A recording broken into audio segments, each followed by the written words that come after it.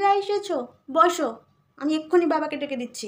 তার আগে আমার সঙ্গে কথা বলে না, বাবা চলে আসলে আর কথা বলতে দেবে না। হ্যাঁ, এই তো তুমি বিরক্তিকর আঙ্কেল আর তুমি আপদ আঙ্কেল।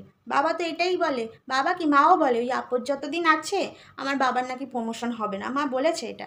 আর সামনে তো পুজো, তুমি বোনাসটা কেন দিচ্ছ না? হ্যাঁ, আমরা শপিংয়ে যেতে পারছি না, মা বললো তো ওই আপদের দ্বারা কিচ্ছু হবে না। শোনো না, বাবাকে একটু ছুটি দিয়ে দিও তো, আমরা একটু ঠাকুরও দেখতে যেতে পারি না, এই তোমাদের জন্য। কি বলছি আঙ্কেল? ও আমার না, মাই নেম ইজ ভেবলি।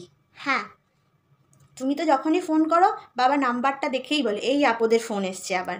আমি তো রাত্রিবেলা বাবা মার কাছে শুই, তাই মা বলে তো যে কিচ্ছু হবে না তোমার দ্বারা। আর এই যে তোমরা যখন অনলাইন অফিস হতো না বাবার, ওই ঘরে বসে তোমরা দেখতে না, বাবার সারাক্ষণ এইটুখানি দেখতে তো। বাবা তো নিচে লুঙ্গি পরে উপরে শার্ট পরে অফিস করতো, অনেক সময় আলু কাটতো, মটরশুঁটি ছাড়াতো। মা বলেছে তো এইটাই হচ্ছে সুবর্ণ সুযোগ, একদম ঘরের কাজ বাইরের কাজ একসঙ্গে করে নেওয়া। তোমরা কি বাড়ির থেকে টিফিন আনো না? না তোমাদের বাড়ির বউরা ভালো করে রান্না করে না?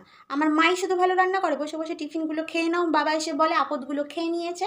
আর একটা কথা আঙ্কেল, আমার মা রোজ দিন আমার বাবার পকেট থেকে টাকা ঝাড়ে, এগুলো কিন্তু আবার কিছু বলো না, ভীষণ মারবে আমাকে। হ্যাঁ, ওই তো বাবা চলে এসছে। বাবা, এই যে আমি তোমার আপদ আর বিরক্তিকর আঙ্কেলকে ভালো করে বসিয়ে ওয়েলকাম করে দিয়েছি। আমি কি করেছি? চোখ বড় করছো কেন? আ আ আ